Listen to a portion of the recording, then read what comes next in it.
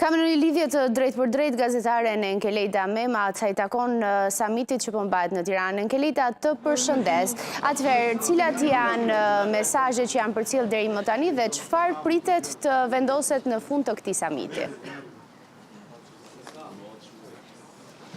Atëherë, përshëndetje Nensi, tashmë liderët e Ballkanit Perëndimor me praninë e komisioneres të përzirimin Marta Kos ndodhen në dy panele të veçanta, në dy panele që diskutojnë çështje të ndryshme që kanë të bëjnë me integrimin e Ballkanit Perëndimor në Bashkimin Evropian, ku kuptohet që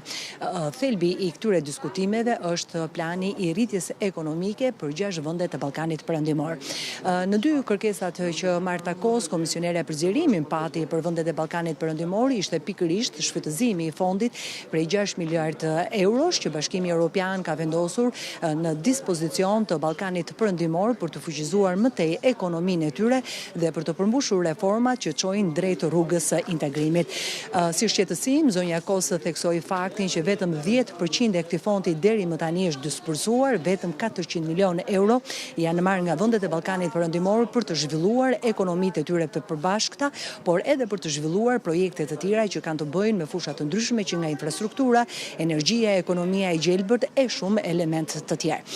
Po aq që Marta Kos vuri re që nga të gjitha reformat që tashmë janë kërkuar vendeve të Ballkanit Perëndimor për të përmbushur në rrugën e tyre antarësuese, 2 nga vendet e Ballkanit Perëndimor ende nuk kanë nisur zbatimin e reformave dhe këtu konkretisht ju referua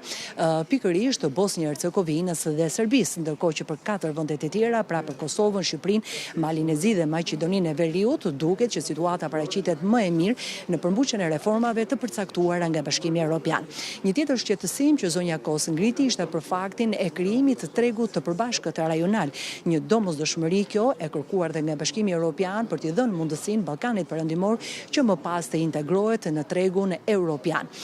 Marta Kos tha që shumë nga vendet nuk kanë bërë përparimet e duhura për të përmbushur të gjitha reformat që mundësojnë krijimin e këtij tregu të përbashkët rajonal, çka jep mundësinë dhe vendeve të Ballkanit Perëndimor të bëhen pjesë të tregut të madh të Bashkimit Evropian. Shumë pe këtyre reformave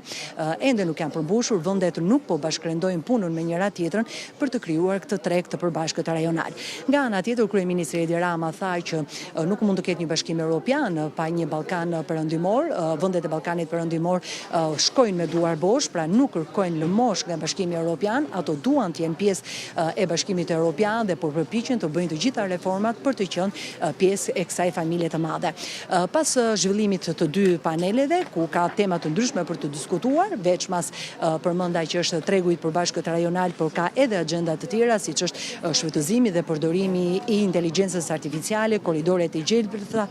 bashkëpunimi në turizëm. Dy përfaqësuesit, kryeministri Edi Rama dhe komisionerja për zgjerimin Marta Kos, do të kenë një konferencë së përbashkët të përshtyp. Po aq, në këtë ditë të samitit pritet të prezantohet edhe një udhërrëfyes i cili përcakton qartë reformat dhe rrugën që duhet të ndjekë secili nga vendet e Ballkanit Perëndimor në drejt antarësimit në familjen evropiane. Me interes pritet konferenca përshtyp, kur siç ka është deri më tani edhe është transmetuar, kryeministri ka patur edhe një komunikim me gazetarët, kur interesi gazetarëve ka qenë pikërisht se çfarë do të bëhet me çështjen e Belinda Ballukut. Kryeministri ka thënë që në konferencën të shtypit do të japin përgjigje të gjitha pyetjeve, jo vetëm ato që kanë të bëjnë me integrimin e Shqipërisë në Bashkimin Evropian, por edhe për politikën e brendshme. Qartë, Enkelejta, të falenderoj për gjitha informacionet që përcolle tek ne.